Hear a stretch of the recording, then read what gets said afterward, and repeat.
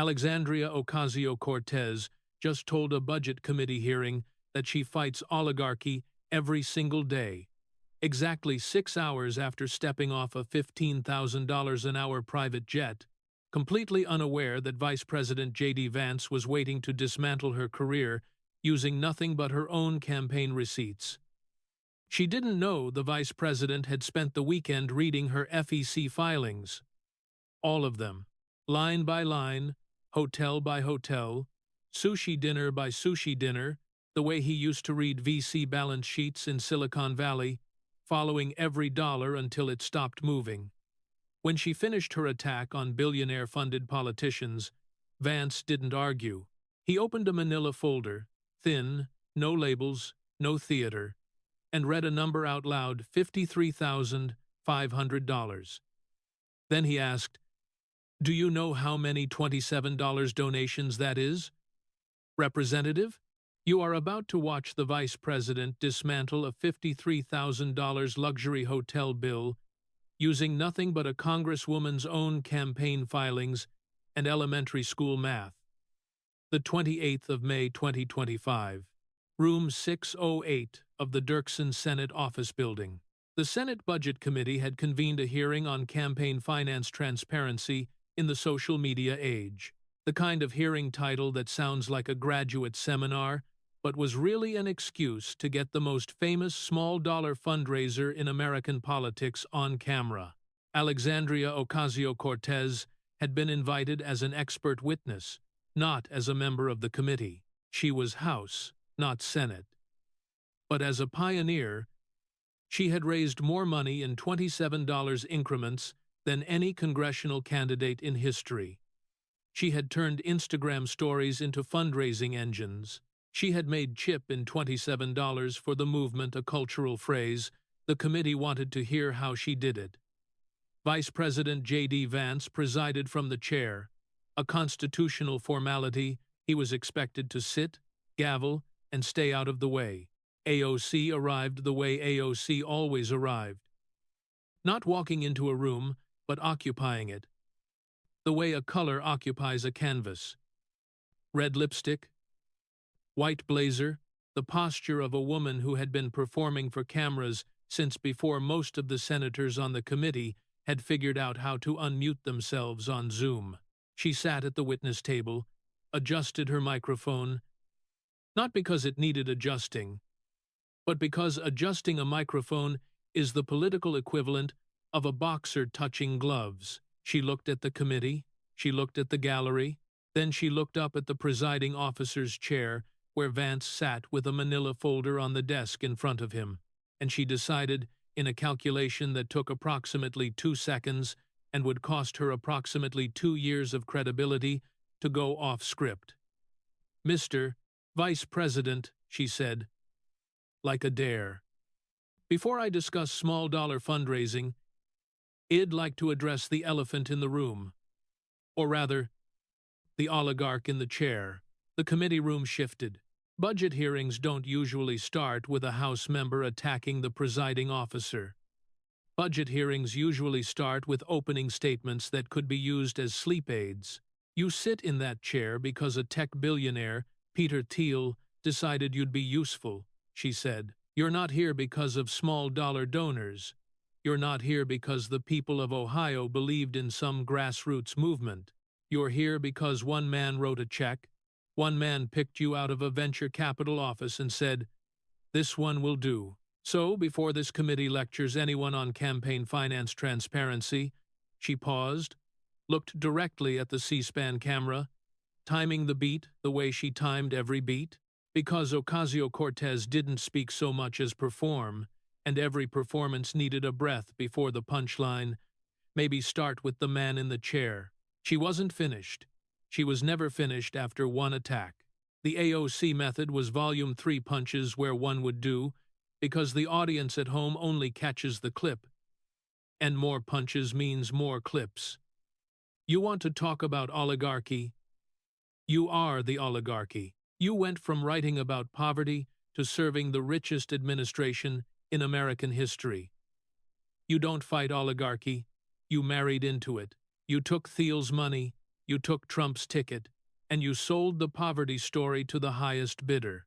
She pointed at Vance, not with one finger, with her whole hand, a gesture she had perfected on Instagram Live, the open palm point that looks less accusatory on camera than a single finger. And now you sit in that chair and preside over a hearing about campaign finance like a fox teaching a seminar on henhouse security? She paused for effect. She was good at pauses. Not Vance pauses, which were silences that weighed, but AOC pauses, which were breaths that built. You know what I think about when I see you in that chair? I think about the kid in your book. The kid from Middletown. The kid who ate at McDonald's and wore Goodwill suits. And I think, where did that kid go? Because he's not in that chair. Peter Thiel is in that chair. Silicon Valley is in that chair. The Middletown kid is just the origin story they used to sell the product. The gallery murmured. The murmur had the specific frequency of a room that is watching someone take a risk and doesn't know, yet, whether it will pay off. AOC's aide, a young woman with a tablet, the kind of aide who live-tweeted hearings before they were even over, was already typing. The first tweet was probably already drafted. AOC just called VP Vance a fox teaching a seminar on henhouse security. On the presiding officer's dais, Vance did something unusual. He smiled. Not broadly, not the political smile that says, "Im above this." A small, specific smile, the smile of a man who had just heard his opponent volunteer the exact opening he had been hoping for. Because AOC had done two things in her attack that she didn't realize were gifts. First, she had brought up money. His money, Thiel's money, oligarch money. She had opened the door to financial transparency. And once that door is open, it swings both ways. Second, she had mentioned Middletown. She had mentioned the kid, and she didn't know, couldn't know, that the kid was still there. The kid was always there.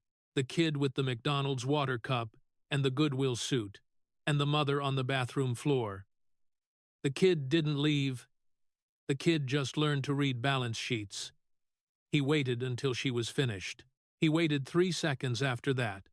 Then he opened the manila folder. "Representative Ocasio-Cortez," Vance said. His voice the same Midwest. Level tone it always was. Not loud, not quiet. Calibrated to the exact volume that makes people lean in rather than sit back. Thank you for that. I appreciate the energy. And I want to address your point about oligarchy because I think it's important. He looked at the folder, then at her. In fact, I'd like to talk about your relationship with oligarchy in some detail, specifically your 2025 Fighting Oligarchy tour with Senator Sanders. 34 rallies, 20 states, 300,000 attendees. Very impressive. A genuine political achievement. He turned the page. I just have some questions about how you got there. AOC's posture didn't change. She was a professional at this. At the moment between an attack and a counterattack, the moment where amateurs tense up and professionals stay loose. She stayed loose. She didn't know what was in the folder. Your 2025 FEC filings, which are public record, Representative, as I'm sure you know, show that you and Senator Sanders traveled to your Fighting Oligarchy rallies by private jet. He read from the page. Senator Sanders' campaign paid $550,000 to private jet companies in 2025. Ventura Air Services, NJet, Cirrus Aviation. The primary aircraft used was a Bombardier Challenger, which, according to Ventura's own website, features one of the widest cabins of any business jet available today. He looked up. In April 2025, Fox News obtained photographs of you and Senator Sanders boarding that jet at Meadows Field Airport in Bakersfield, California, and exiting it in Sacramento that same evening en route to a Fighting Oligarchy rally. He set the page down. A Bombardier Challenger costs approximately $15,000 per flight hour to charter. You flew it to tell working people to fight the rich. He paused. Not for drama, or not only for drama, for contrast. Because the next sentence was the one he had been holding. In 2023, you said, and I'm quoting from your official social media, "Representative, for real, how many private jets do these CEOs need? It is insatiable. It is unacceptable." He looked up from the page. Those are your words, 2023, about CEOs and private jets? Insatiable. Unacceptable. He set the page down. 2 years later, you boarded the same kind of jet you called insatiable and flew it to tell people to fight the people who fly those jets. That's not hypocrisy, Representative. Hypocrisy is saying one thing and doing another. This is something more specific. This is saying one thing, recording yourself, saying it, posting it for 36 million followers, and then doing the exact opposite and filing it as a campaign expense. He let that land, then offered the contrast, not as a boast, but as a fact, the way Vance offered all personal details, not performed, just present. Let me be honest about something. When I ran for Senate in Ohio in 2022, I drove a rental car, a Chevy Malibu from Enterprise. It was gray. I remember the color because I spent 247 hours in that car over 4 months. I know because Enterprise charges by the hour, and I kept the receipts. I drove it from Columbus to Cleveland, to Cincinnati, to Middletown and back. Sometimes twice in a day. I ate gas station sandwiches in the front seat, the kind wrapped in cellophane that you hope were made this morning, but suspect were made yesterday. I once did a radio interview parked in a Sheetz parking lot in Lancaster, Ohio, because the Sheetz had free Wi-Fi, and the campaign couldn't afford a mobile hotspot. He paused. The Sheetz parking lot smelled like gasoline and hot dogs. The Wi-Fi dropped twice during the interview. I was wearing khakis from Target and a shirt that needed ironing. And I won the race. He looked at AOC. You flew to fight oligarchy on a jet with the widest cabin in business aviation. I fought for a Senate seat from the parking lot of a gas station. And I'm supposed to be the oligarch in this room. AOC's jaw tightened. A small movement, almost invisible, but the kind of movement that people who had watched her for years recognized. The jaw tightened when the attack landed somewhere she hadn't prepared for. She had prepared for Teal. She had prepared for you, married rich. She had not prepared for a Chevy Malibu. Those were campaign logistics, she began. Stop one, Vance said, turning the page, not interrupting, just moving forward the way a current moves forward. Not angrily, not aggressively, just inevitably. Let's talk about where you slept. Your 2025 FEC filings report $53,500 in hotel spending. Vance read the number the way an accountant reads numbers, flat, precise, almost bored. The boredom was the weapon. Numbers delivered with excitement sound like accusations. Numbers delivered with boredom sound like facts. I'm going to read some of the hotels, not all. We'd be here all day, but enough to establish a pattern. He ran his finger down the page. The Langham Huntington, Pasadena, California, 5-star resort. The Vdara Hotel and Spa, Las Vegas, 4-star, connected to the Bellagio. The Lansdowne Resort and Spa, rural Virginia. The Asher Adams Hotel, Salt Lake City, $300 for that stay. The Leo Kent Hotel, Tucson Boutique High Rise, $365.76. Hotel El Convento, San Juan, Puerto Rico. And the Hyatt Grand Central in Manhattan, which, Representative, is located approximately 7 miles from your apartment. He set the page down. You spent $3,000 on a hotel 7 miles from where you live. The gallery exhaled. Not a laugh, not a gasp. The sound between the two. The sound of people doing the math in their heads and not liking the answer. $53,500 in 1 year? Vance looked at AOC. $53,500. Do you know what the median household income in your district is, Representative? AOC didn't answer. Her face was set, the face she used on cable news, the face that said, "I'm listening and ill, respond when I'm ready." But her hands told a different story. Her right hand, which had been resting on the table, was now in her lap. Hands go to laps when they need to hide.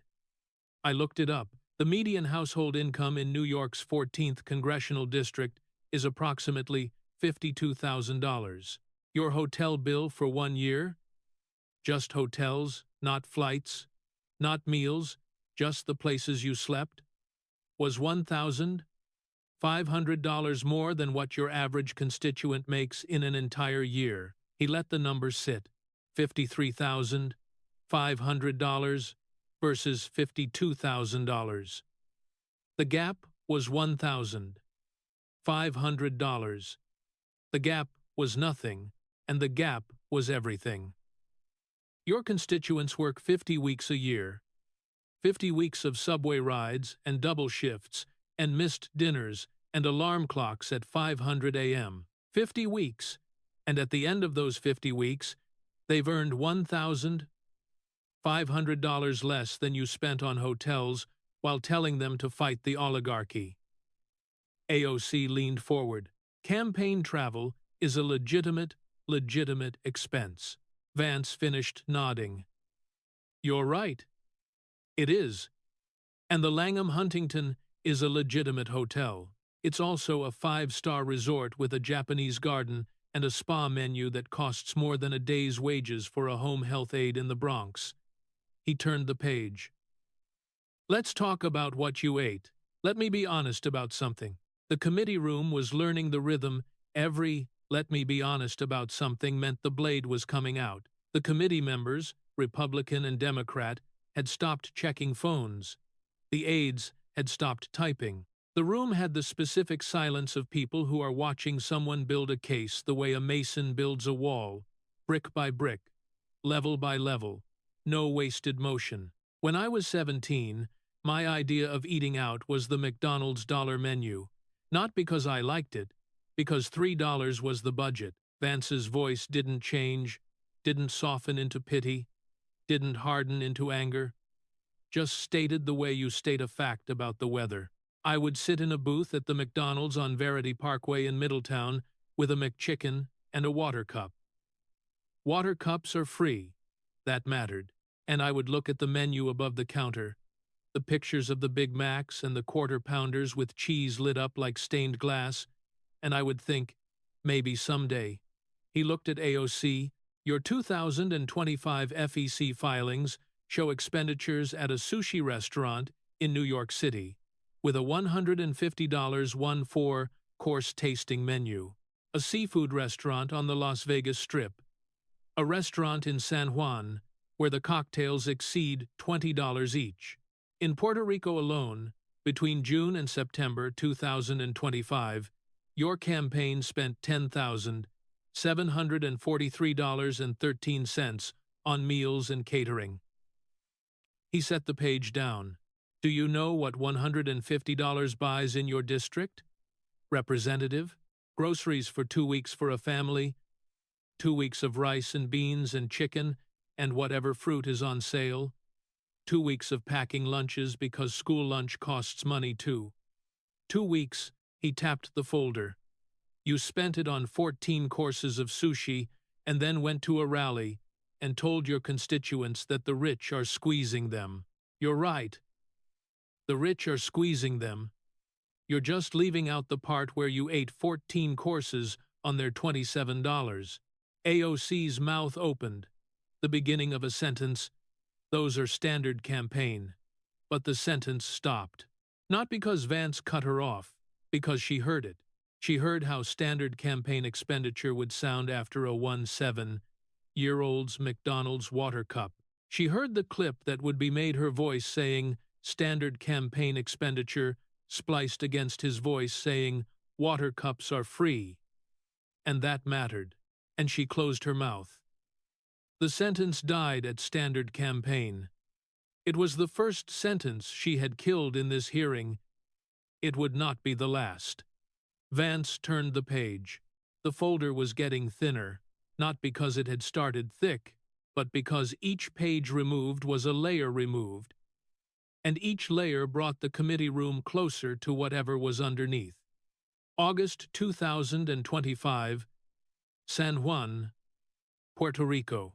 You gave a speech about gentrification, about working families being priced out of their own neighborhoods, about the displacement of communities that had lived in those neighborhoods for generations. He nodded. Good speech. I mean that. The gentrification problem in San Juan is real, and you spoke about it with genuine feeling. He paused.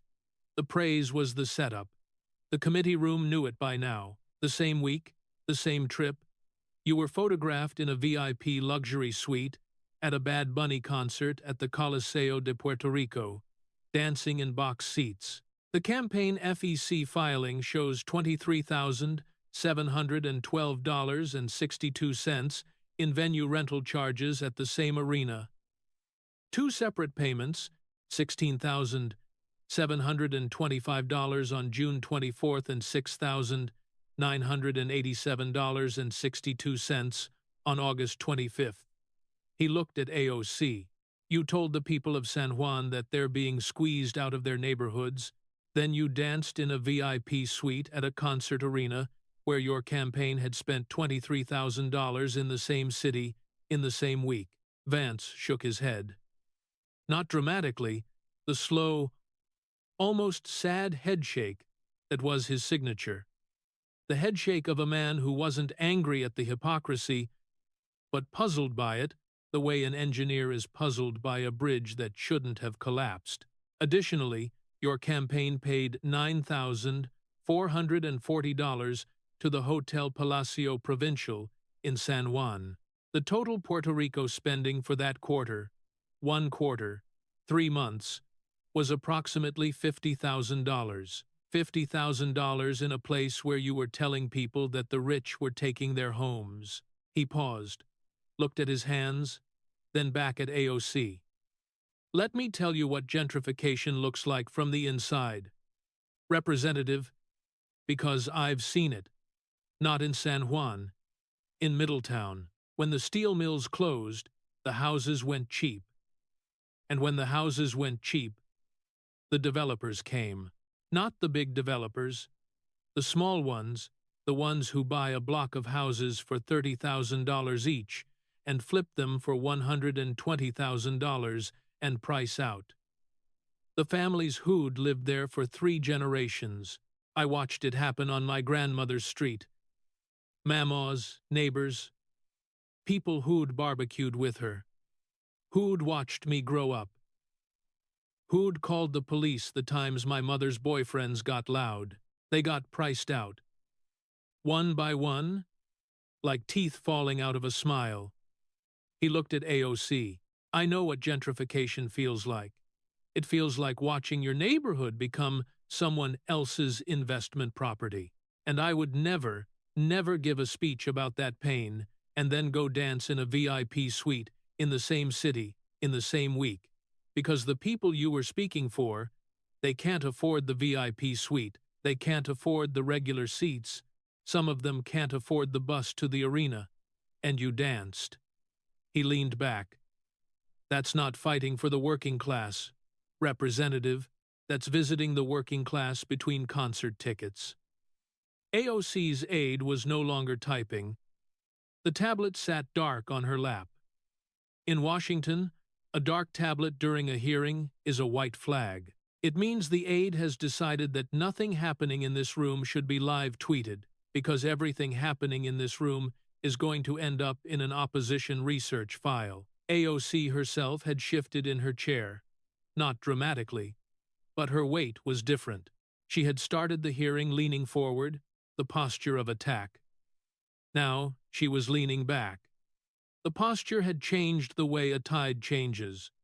Slowly, imperceptibly, until you realize the water has moved 6 feet, and you're standing on dry sand. And while we're on the subject of your travel, Vance added almost as an aside, the almost doing the work of a knife, disguised as a footnote. The Border Czar's office has confirmed that you're under investigation for employing an undocumented immigrant and for hosting seminars on how to evade enforcement. I'll let that investigation play out. But, note that the Constitution you cited in your response, the one you told Mr. Homan to read, also contains Article 1, which defines the duties of a member of Congress. Obstruction is not among them. He turned the page. Last page, one more stop, Representative, and I want to be careful with this one. The committee room felt the shift. Not in Vance's voice. His voice hadn't changed once in 20 minutes. The shift was in the air. The shift was the feeling of a room that senses the final act approaching. In March 2026, the National Legal and Policy Center filed an FEC complaint alleging that your campaign paid $18,725 to Dr. Brian W. Boyle. Vance read the name carefully, respectfully, the way you read a name when you're about to discuss something sensitive. 3 payments, the 10th of March 2025, $11,550, May 15th, $2,800, October 1st, $4,375, total $18,725. All 3 payments were reported on your FEC filings as leadership training and consulting. He looked up. Dr. Boyle is an interventional psychiatrist. He is described in medical literature as a leading authority on ketamine-assisted therapy. He does not, according to his website, his professional profiles, or any public source, advertise leadership training or consulting services to political campaigns. Vance set the page down, and here his voice changed for the first time. Not louder, not harder, softer, deliberately visibly softer, the way you soften your voice when you're about to say something that could hurt if handled wrong. I want to be clear about something. I am not making this about mental health. Everyone, every single person in this room, in this country, deserves access to mental health support. My mother needed it. She didn't always get it. Millions of Americans need it and can't afford it. Mental health is not a punchline. It is not a weapon. I will not use it as one. He paused. Let the protection land. Let the room hear that he meant it. The issue is not Dr. Boyle. The issue is not therapy. The issue is the line on the FEC filing that says leadership training and consulting. Because if these payments were for personal psychiatric services, which is what the complaint alleges, then they were personal expenses. And personal expenses cannot legally be paid with campaign funds. And filing them as consulting when they were something else is not a scheduling error. It's a misrepresentation on a federal filing. He looked at AOC, your donors, your $27 donors, the ones you built an entire political identity around, gave you money to fight for them, not to pay for services filed under a false description. They gave you $27 because they believed that $27 was going to the fight. Was it? AOC opened her mouth. The payments were for legitimate campaign. The sentence died. She heard it dying. The room heard it dying. Because legitimate campaign consulting was the exact phrase that the FEC filing used, and the FEC complaint was specifically alleging that the phrase was false. And repeating a phrase that's under investigation for being false doesn't sound like a defense. It sounds like doubling down. She tried again. Dr. Boyle provided services that were dead.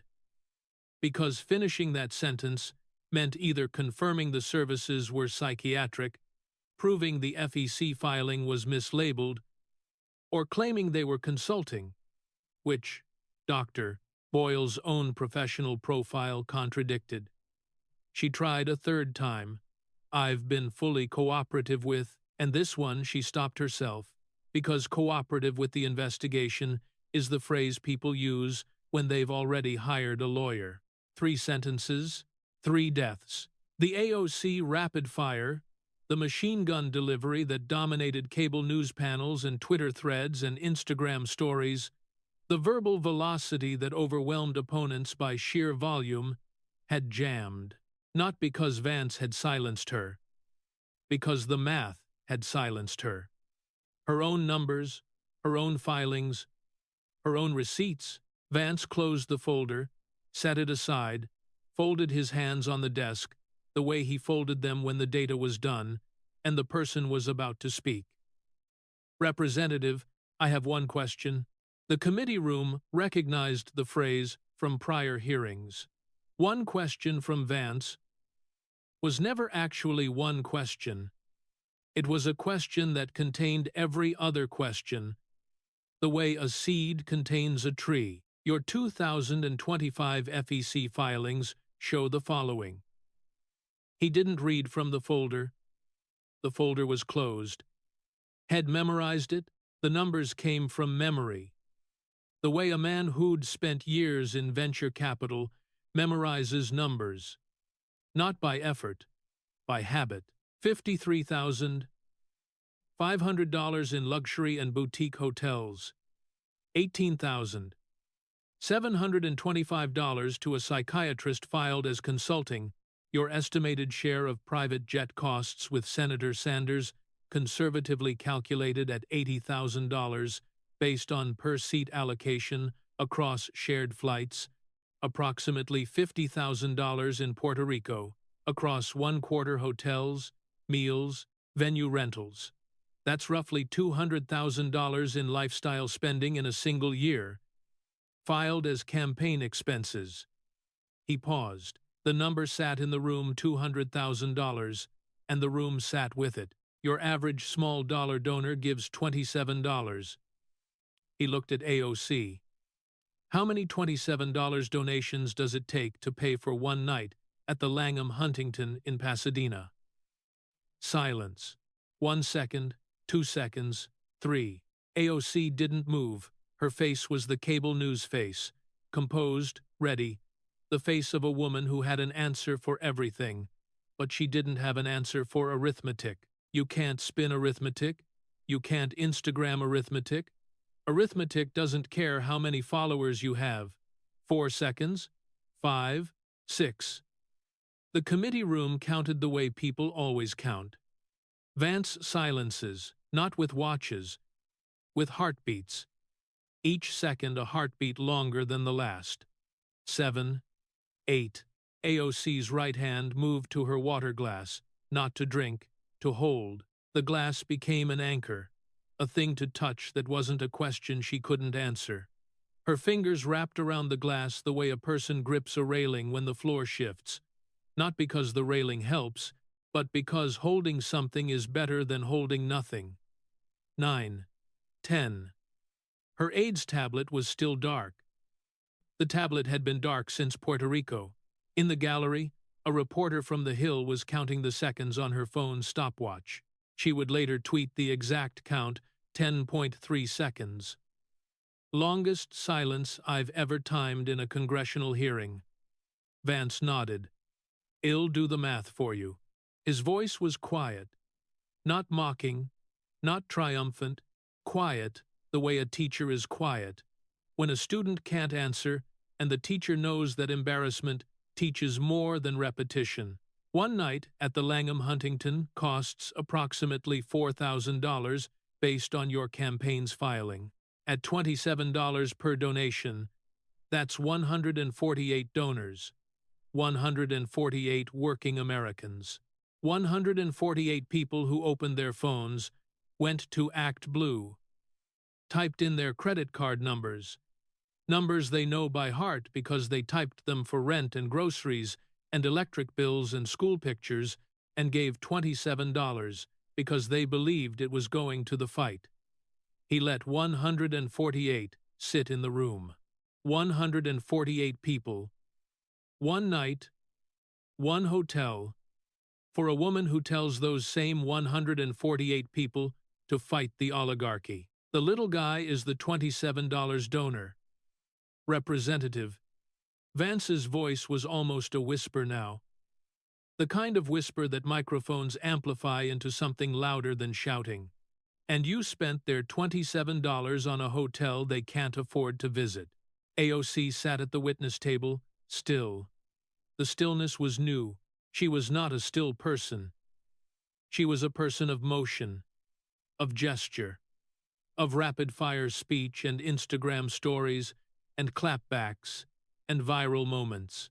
Stillness was not her instrument, but the math had taken away the other instruments, the way a power outage takes away the lights. And what was left was a woman sitting in a chair with her own FEC filings on the table in front of her, and 148 donors behind every hotel receipt. Vance stood, straightened his tie, not because it was crooked, but because standing and straightening are the motions of a man who is finished. You came here to talk about small-dollar fundraising. Representative, I think we've covered it. He looked at the committee, then at AOC, then at the gallery. The $27 donor deserves to know where their $27 went. Now, they know 5-star hotels, 1, 4, course sushi, VIP concert suites, private jets, and a psychiatrist filed as a consultant. He picked up the folder. Thin. Done. I drove a gray Chevy Malibu from Enterprise, $247 a week, gas station sandwiches, Sheets parking lot Wi-Fi, and I won a Senate seat. He looked at AOC one last time. You spent $200,000 of other people's money fighting oligarchy from the inside of oligarchy, and you lost the only thing that mattered. He paused. Their trust. He sat down, gave the hearing into recess. The gavel hit once, clean, sharp, final, and the sound of it echoed through room 608. The way math echoes precisely, completely, with no room for interpretation. The first clip didn't need editing. How many $27 donations does it take to pay for one night at the Langham Huntington, followed by 10 seconds of silence, followed by 148 people, one night, one hotel. That was the clip. 53 seconds. It hit Twitter, then TikTok, then Instagram, then the places where clips go when they stop being clips and start being cultural events. 22 million views in 8 hours. Not because it was mean, not because it was funny, because it was math. And math is the one thing the internet can't argue with. People tried. Campaign travel is normal. Every candidate stays at hotels. This is standard practice. And the responses were always the same. 148 people. $27 one night, do the math. 148 became a number. Not just a number. A unit of measurement. How many 148s is that? People started asking about every campaign expenditure. A PAC spent $50,000 on a fundraising dinner? That's 1,852 people who gave $27. A senator flew first class? How many 148s? The number had escaped the hearing room and become a tool that anyone with a phone calculator could use to measure the distance between a politician's words and their FEC filings. The number crossed party lines. A Democratic strategist went on MSNBC and said reluctantly, visibly reluctantly, the way a dentist tells a patient they need a root canal. The 148 number is devastating because it's not an opinion, it's division. You can't fact-check division. A Republican strategist on Fox responded, "You don't need to fact-check it. You just need a calculator and a conscience." Within 48 hours, someone built a website, 148donors.com. You entered any campaign expenditure, and it told you how many $27 donors it took to pay for it. The site crashed twice from traffic. By the third day, it had been used 4.3 million times. The most calculated item, $35,000, Met Gala ticket equals 1,296 donors. The second most calculated, $15,000 per hour, private jet, equals 556 donors per hour. The third, $150 sushi dinner, equals 5.6 donors. That last one, the 5.6, became its own meme, because you can't have 0.6 of a person. And the fraction was the cruelty. Someone's $27 didn't even cover the full dinner. It covered the appetizer. The Chevy Malibu went viral separately. Not the story, the actual car. Enterprise Rent-A-Car's social media team posted, "We don't usually comment on politics, but yes, we do rent gray Chevy Malibus, $247 per week." The post got 4 million likes. Someone found the exact Sheetz location in Lancaster, Ohio, where Vance had done the radio interview, and posted a photo. The Sheetz franchise owner put up a sign, "Free Wi-Fi, good enough for a future vice president." The sign became a pilgrimage site for conservative media. Within a week, 3 other Sheetz locations had copied the sign, and Enterprise had started a Malibu class promotion, their cheapest rental tier rebranded with a wink. The $150 sushi versus 2 weeks of groceries comparison spawned a cottage industry of budget breakdowns. A home economics teacher in Detroit made a TikTok showing exactly what $150 buys at a grocery store in the Bronx. 17 minutes of footage, item by item, bag by bag. It ended with the teacher holding a receipt and saying, "That's 2 weeks for a family of 3, or 14 courses for 1. The video got 31 million views and was shared by Vance's official account, Legal Consequences. The FEC fast-tracked the complaint on the Dr. Boyle payments.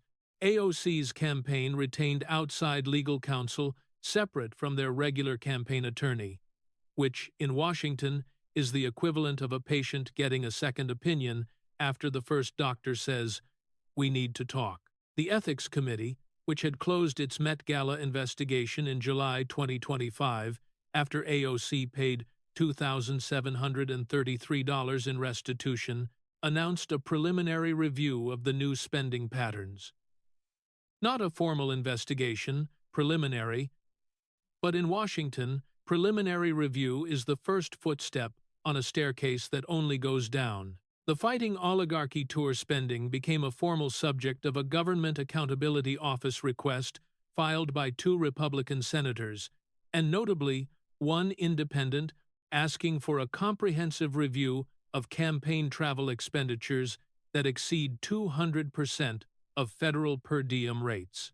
The request cited AOC's filings by name, AOC's 2028 presidential polling, which had shown her as a top 3 contender for the Democratic nomination in early 2025, dropped 9 points in the first post-hearing survey, not because of the scandal, because of the math. "You can't run as the people's candidate," a Democratic strategist told Politico, "when your FEC filing reads like a luxury travel blog." A second strategist, speaking anonymously, was blunter. The $27 donor was her superpower. Vance just turned her superpower into her kryptonite. Every time she asks for $27 now, people are going to think 148. That number follows her to 2028. The Fighting Oligarchy brand, which AOC and Sanders had built into a political movement complete with merchandise, a podcast, and a nationwide rally circuit, became toxic overnight, not because the rallies weren't popular, because the backstage was now visible. And backstage, the private jets, the five-star hotels, the $150. Sushi looked exactly like the oligarchy the tour claimed to fight. 3 days after the hearing, AOC posted an Instagram story. Not a response, not a rebuttal. A photo of her at a community event in the Bronx, serving food at a church pantry. The caption, "This is the work. Always has been." It got 2 million likes. It also got 340,000 comments. The top comment, with 89,000 likes, "How many $27 donations did the flight to this photo op cost?" So she didn't post again for 6 days. For AOC, the woman who had built an empire on social media, who posted daily, who had turned Instagram stories into a political instrument, 6 days of silence was an earthquake, and the earthquake had a magnitude 148. Maria Gutierrez sat on the edge of her bed in apartment 4C, 1847 Vice Avenue, the Bronx. Same apartment, same bed, same TV, on the dresser that she watched with the volume at 14 because the walls were thin, and Mrs. Dominguez next door worked nights and slept days, and Maria respected sleep because Maria understood what it meant to need it. 640 p.m. Still in her home health aid scrubs, the lavender ones, the ones Shed bought at the uniform store on Westchester Avenue for $22.99 each, 3 for $60, because buying 3 at once saved $8.97, and $8.97 was a gallon of milk and a loaf of bread, and you don't waste $8.97 when you make $38,000 a year. Shed seen it 3 times already. She was watching a 4th time because the number was still bouncing around in her head like a ball in a small room. 148. Maria had donated $27 to AOC's campaign monthly. Shed set it up in January 2024 after AOC posted an Instagram video about housing costs in the Bronx, the rents going up, the landlords not fixing the heat, the families doubling up in one-bedrooms because one-bedrooms were all they could afford. Maria had watched that video, sitting in this bed in these scrubs, and thought, she knows. She knows what this is like. $27 a month. That was the amount. Shed chosen it because $27 was what everyone gave. It was the AOC number. The movement number. The "we're all in this together" number, and $27 was exactly the amount Maria had skipped that month for her daughter's school picture. Isabella's 5th grade photo, $27 for the package, with the wallet-sized prints that the grandparents wanted. Maria had said, "Maybe next year," and Isabella had said, "Okay," in the way children say, "okay," when they know okay means no, but they love their mothers too much to argue. $27. Same amount to the penny. 148 of her. That's what Vance said. 148 Maria Gutierrez's, 148 women in lavender scrubs, making $38,000 a year, skipping school pictures, buying uniforms 3 at a time to save $8.97, to pay for one night at a hotel Shed never heard of in a city Shed never been to. Maria opened her phone, opened the Act Blue app, found the recurring donation $27 per month. Alexandria Ocasio-Cortez for Congress. She looked at it for 10 seconds. The same 10 seconds Vance had given AOC. The same silence. She pressed cancel. The app asked, "Are you sure?"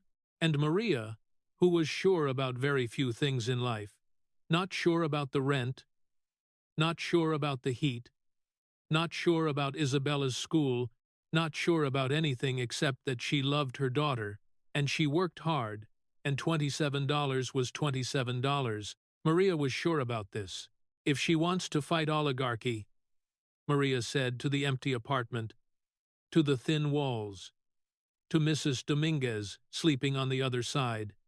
She can start by sleeping at a Holiday Inn. She closed the app, put the phone on the nightstand, went to the kitchen to start dinner. Rice, beans, chicken.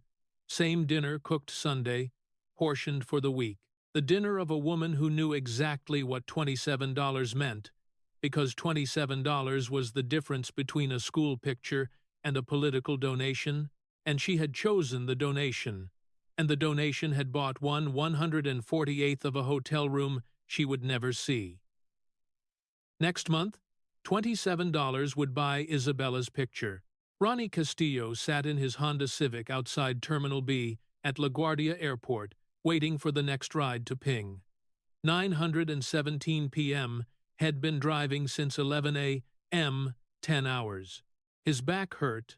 The Honda's driver's seat had a dip in the left side, where his weight had worn through the padding over 63,000 miles of ride-share driving, and he kept meaning to buy a seat cushion, but seat cushions cost $30, and $30 was 2 hours of driving after expenses.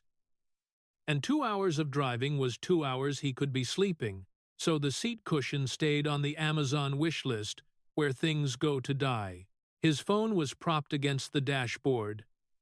A phone mount he bought for $7 at a gas station, the kind with the suction cup that loses suction every 3 days, so he re-sticked it every 3 days, because a $7 mount that needs resticking beats a $25 mount that doesn't. The second phone, the lift phone, a cracked iPhone 8 head, bought from a guy in Jackson Heights for $60, sat in the cup holder angled so he could see both screens at once. 2 phones, 2 apps, whoever pinged first got the ride. The Vance clip was playing on the Uber phone, the $53,500 in hotels. Part. Ronnie was 26. Born in Queens, son of a mechanic. His father worked at an auto shop on Northern Boulevard until his back gave out in 2019, and a school cafeteria worker. His mother made $31,000 a year, feeding other people's children, and then came home and fed her own. Ronnie had planned to go to community college after high school, but his father's back gave out, and the insurance didn't cover all of the surgery, and someone needed to make money while his father recovered, so Ronnie signed up for Uber the week after graduation and never made it to orientation at LaGuardia Community College. The irony wasn't lost on him. He parked outside LaGuardia Airport every night, waiting for rides next to a community college named LaGuardia that Head never attended. He saw the students sometimes walking to evening classes with backpacks and energy drinks, and Head think that was supposed to be me, but thinking that cost, time and time, was rides, and rides were money, and money was the thing that separated thinking from doing. He made $38,000 a year before expenses, after gas, insurance, car payment, maintenance, the self-employment tax that nobody tells you about until April. After all of it, the real hourly rate was about $14, sometimes $12 on bad days, after a flat tire or a canceled surge, $9. Head calculated it once sitting in this same spot during a dead hour at 300 a.m. $9 an hour was less than the minimum wage. He was running a business. 2 phones, 2 apps, 63,000 miles, and making less than the minimum wage that AOC kept saying should be $22. Ronnie had never stayed at a hotel, not once, not for vacation. He didn't take vacations. Not for a wedding. When his sister got married in New Jersey last October, Head driven home at 2 a.m. because the Holiday Inn was $139 a night, and $139 was 3 days of groceries. Head driven the New Jersey Turnpike at 200 a.m., eyes burning, back aching, because a hotel room cost more than he could justify when the car had a reclining seat, and the reclining seat was free. Not for a birthday, Not for New Year's, not for anything. The closest head come to a hotel was sleeping in the Honda in the LaGuardia cell phone lot during a double shift, reclined as far as the seat would go, which wasn't far because Hondas are not designed for sleeping, and neither are two 6-year-olds with bad backs inherited from their fathers. $53,500 on hotels. Ronnie did the math the way Ronnie did all math. Quickly, roughly. The math of a man who calculates tips and gas and tolls in his head 60 times a day. $53,500 divided by his annual income of $38,000. That was 1.4 years of his life. 1.4 years of 10-hour days. And LaGuardia cell phone lots and $7 phone mounts and the Amazon wish list, where seat cushions go to die. He donated $27 once, January 2024. AOC had posted an Instagram video about housing costs in Queens. The rents, the landlords, the squeeze. Ronnie had watched it in the LaGuardia cell phone lot between rides and thought, she gets it. Head opened Act Blue, typed in the numbers from his debit card, numbers he knew by heart the way Vance said people know them by heart, because you type those numbers for rent and electric and phone and insurance, and you don't forget numbers you type that often. $27. One time. He never set up recurring. He couldn't afford recurring. 148 of me, Ronnie said to the dashboard. 148 guys sitting in their cars at LaGuardia. One night, one hotel. A ride pinged. LaGuardia to Midtown. He accepted. Started driving. The route took him down the Grand Central Parkway, past the interchange, past the billboards. One billboard, left side, an AOC ad from the last campaign cycle, faded. The colors washed by a year of sun and rain, but still legible. A photo of AOC, that same smile, and two words in bold, for the people. Ronnie looked at the billboard, looked at the road, looked at the fare estimate on his screen, $34 before Uber's cut, which meant $22 in his pocket, which meant about $14 after gas, which was almost enough for a seat cushion, but not quite. He drove past the billboard. He kept driving. She called him an oligarch. He pulled out her hotel bills. She said she fights for the working class. He asked how many working people paid for one night at the Langham Huntington. She flew private to fight oligarchy. He drove a gray Chevy Malibu to win a Senate seat. She ate 14 courses of sushi. He ate a McChicken with a water cup, because water cups are free. God bless Maria Gutierrez, who canceled a $27 donation so her daughter could finally have a school picture. God bless Ronnie Castillo, who has never stayed in a hotel and drives past a billboard that says, "For the people," every night on his way to a cell phone lot at LaGuardia. And God bless every $27 donor who opened their phone, typed in their credit card numbers, and trusted that their money was going to the fight. Because it wasn't. It was going to the Langham Huntington. $53,500 in luxury hotels. $18,725 to a psychiatrist filed as consulting. $23,000 in venue rentals at a concert arena. $150 sushi. $550,000 in private jets. And 148 people. 148 Maria Gutierrez's. 148 Ronnie Castillo's. 148 Americans who work double shifts and skip school pictures and sleep in their cars behind every hotel receipt. The little guy is the $27 donor, and she spent their money on a hotel they can't afford to visit. 148 people. One night. Do the math. When the math speaks this loudly, the real question isn't whether the political establishment is disconnected from the working class, but rather, If even the champions of the little guy are spending $200,000 in luxury lifestyle expenses funded by $27 donations, is there a single politician left in Washington who actually knows what a $27 struggle feels like?